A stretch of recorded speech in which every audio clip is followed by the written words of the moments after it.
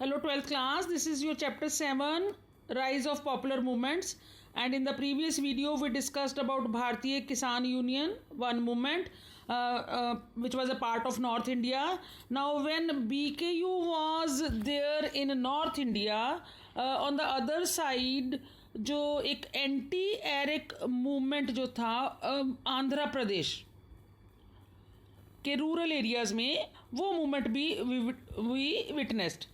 Now what happens in that movement कि जो anti arrack movement था that was started by women. जो women थी दे स्टार्टेड और they were the women of remote villages of the southern states that was Andhra Pradesh. Andhra Pradesh में Nellore district जो था वहाँ से ये मूवमेंट जो है वो स्टार्ट होता है.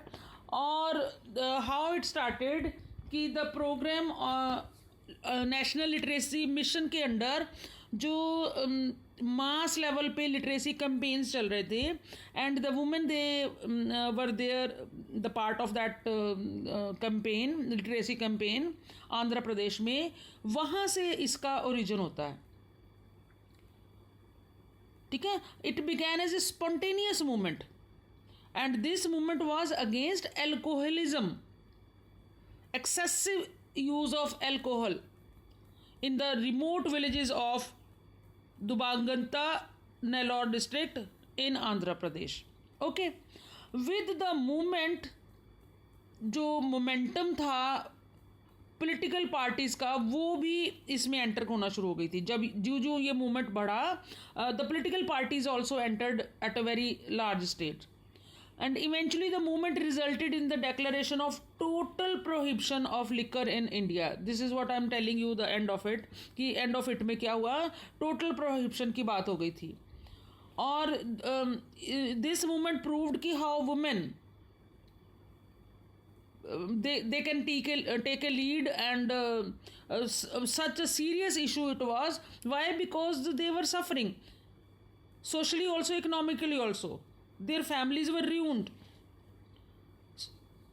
उनकी फैमिली की इकोनॉमी जो थी वो भी बिल्कुल डाउन जा रही थी. जो मेन थे इस एरिया के they were addicted to alcohol. women were working, women had to bear the violence in the families even. So they were the worst affected. Now let us see how anti-Eric movement got linked with other issues. Slowly and gradually जब women अपना agitation करती हैं और this movement takes up the momentum, slowly क्या होता है, एक slogan आया anti-Eric prohibition. That means they wanted total ban, total prohibition on the sale of the Eric through जो मतलब बहुत issues को जिसने collect कर लिया था, social, economic, political. इस रीजन के जो विमेन थी वो बैडली अफेक्टेड थी इस इशू से.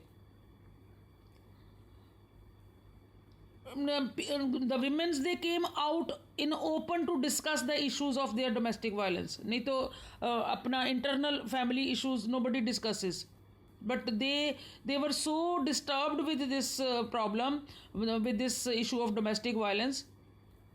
तो स्लोली एंड ग्रेजुअली ये जो torture to the women, domestic violence, ये जो था और इश्यूज़ के साथ लिंक होता चला गया. Like custom of dowry, sexual abuse at work places और at public places, especially in the urban जो एरियाज़ हैं वहाँ पे वुमेन के साथ.